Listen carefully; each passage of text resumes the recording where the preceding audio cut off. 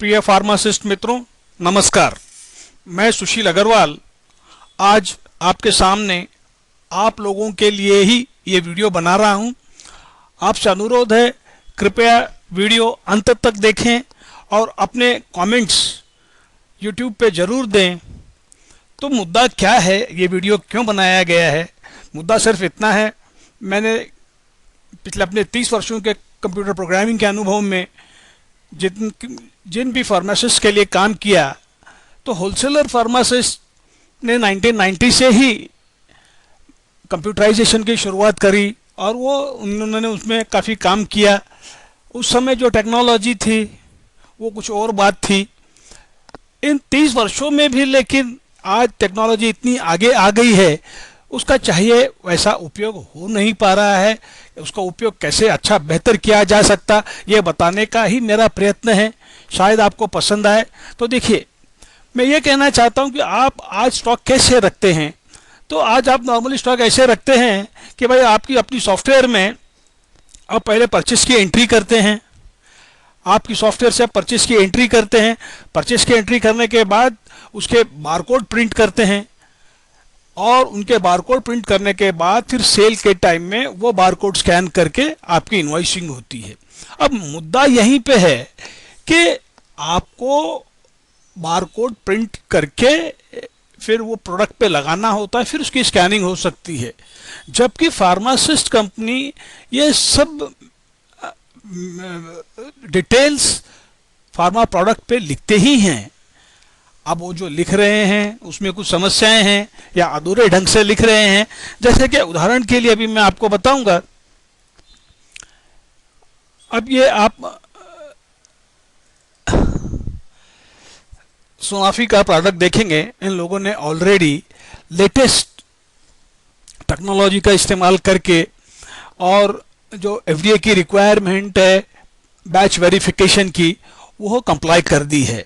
सारी टेक्नोलॉजी इनके पास है, प्रिंटिंग इनके पास फैसिलिटेट हो गई है। लेकिन इसमें इन्होंने एक चीज स्किप करी है कि इन्होंने यूपीसी यूनिवर्सल प्रोडक्ट कोड नहीं अभी तक स्टार्ट किए, सिर्फ बैच वेरिफिकेशन का एक बहुत बढ़िया काम कर दिया है। और इस टेक्नोलॉजी का अंडर यूज कैसे हो रहा है वो मैं आपको अभी बताऊंगा।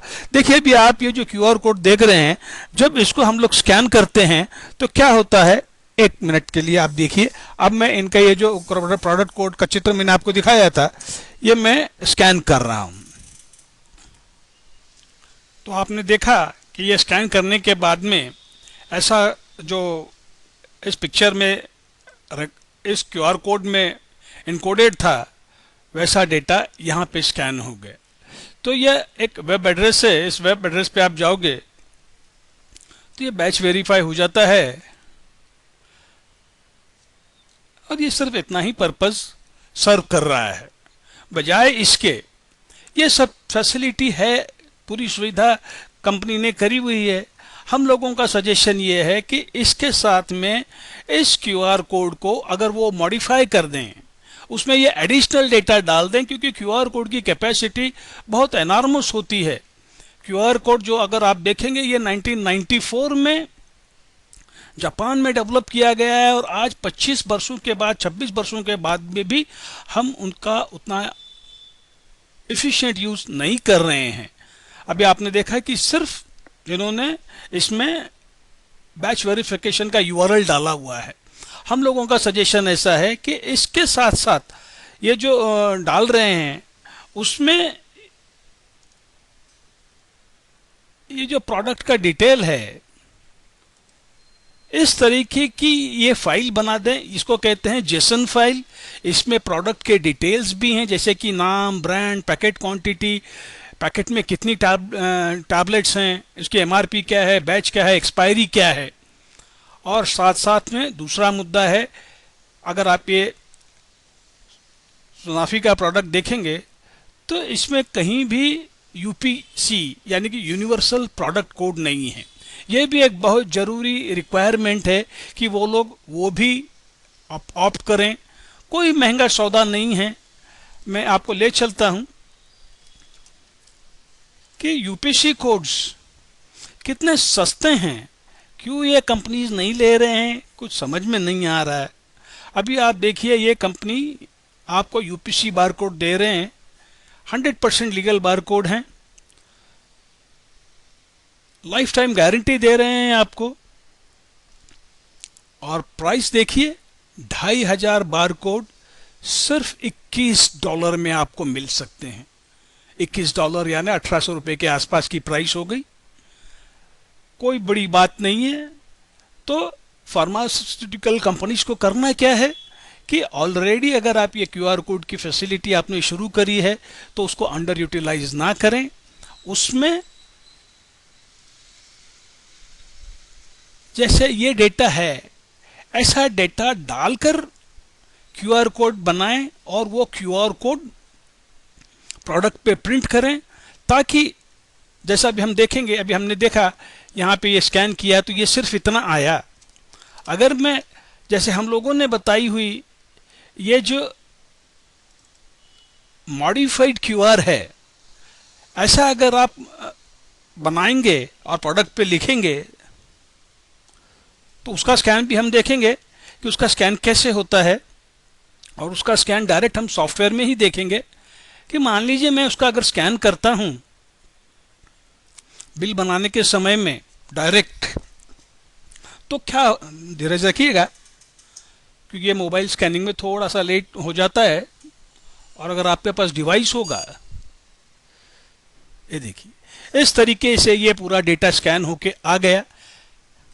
आपने इसको मारा, ऑटोमेटिकली आपके सारे प्रोडक्ट के डिटेल्स इस सॉफ्टवेयर ने उसमें फिल कर दिए। एक्चुअली सी ये सब इधर लिखा हुआ ही था,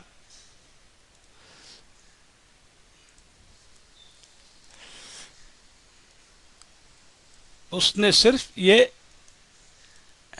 चीजें उठा के यहां लिख दी हैं। इसमें कोई बैकवर्ड प्रोसेसिंग नहीं की जा रही है। नॉर्मली आज आप क्या करते हो कि आपको जो बारकोड प्रिंट करते हैं आपकी शॉप्स में, हाल फिलहाल में उसमें सारा डेटा भरने के बाद में ये एक की दी जाती है सिस्टम में, फिर उसका आप एक लीनियर बारकोड प्रिंट करते हो। इस नंबर के रेफरेंस से जब आप मान लीजिए कि जैसे अभी इस नंबर के रेफरेंस से मैं जैसे स्कैन करूंगा और यहां डालूंगा तो ये डेटा इस नंबर में कुछ है नहीं, बट बिकॉज ये आपका डेटा आपके सॉफ्टवेयर से ये यहां से क्वेरी करके यहां डेटा फेच करता है। लेकिन इस क्वेरी करने और फेचिंग में होता क्या है कि आपको ये डेटा, ये बारकोड आपको स्टिकर पे लगाने पड़ते हैं, और आपने देखा है कि इतने वर्षों में आप कर भी रहे हैं लेकिन वो रिजल्ट हो नहीं पाता, हर बार आप वो कोड लगा नहीं पाते और आपका डिजायर्ड रिजल्ट, आपका इन्वेंट्री का सपना अधूरा रह जाता है। नतीजन आपको लॉट ऑफ एक्सपायरीज का नुकसान उठाना पड़ता है। आज 100% बिलिंग आप क्यों नहीं कर पाते हैं? क्योंकि सिर्फ जो कस्टमर बिल मांगता है उसको ही बिल देते हैं। आप स्टॉक अकाउंटिंग इतनी सारी लंबी प्रोसेस, हर एक बारकोड का स्कैन करना आपके लिए संभव नहीं है। बारकोड का स्कैन आप कर सकते हैं, सिर्फ आप उसको लगाना और फिर स्कैन करना।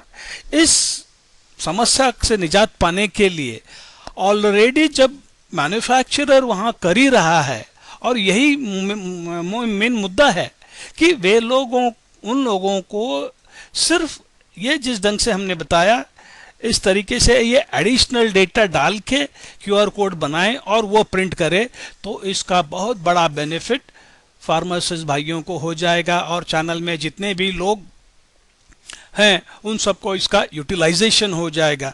इस तरीके से जो अभी आप देख रहे हैं कि ये अंडर यूटिलाइज कर रहे हैं, या आप देखेंगे अभी ये दूसरा प्रोडक्ट देख लीजिए, अबाउट का प्रोडक्ट है, इसमें ये सिर्फ यूपीसी इन्होंने ले लिया लेकिन क्यूआर कोड का ये सारा डेटा जो चाहिए वो है नहीं। This is also a partial implementation of the system. आपको मैंने बताया जो टेक्नोलॉजी 1994 में आ चुकी है और हम आज भी पिछड़े पड़े हैं, उसका इस्तेमाल आज भी उसके फुल पोटेंशियल में नहीं कर रहे हैं। तो मेरी आपसे दरखास्त यही है कि इस चीज़ को जो मैंने बताने की कोशिश करी है, और अगर ध्यान में आ गई है या मेरे बताने में कुछ गलती हो गई है तो कृपया कमेंट बॉक्स में लिखें, फिर हम इसको और एक बेहतर वीडियो बनाने की कोशिश करेंगे। और आप बड़ी से बड़ी संख्या में आपके सारे फार्मासिस्ट मित्रों को कहें कि भाई ये चीज़ों का आप एक प्रोपेगेंडा सा करें, ये सारी बातें आप अपने एसोसिएशन के मार्फत सेंट्रल ड्रग कंट्रोलर तक ले जाएं और उनको इंसिस्ट करें कि नहीं भाई, आप लोगों को ये ऐसा क्यूआर कोड प्रिंट करके ही देना है, ताकि रिटेल शॉपकीपर को ये संभव हो सके, आसानी हो सके उनके बिलिंग के लिए, उनके स्टॉक कीपिंग के लिए। इतना ही मुझे आपको कहना था। धन्यवाद।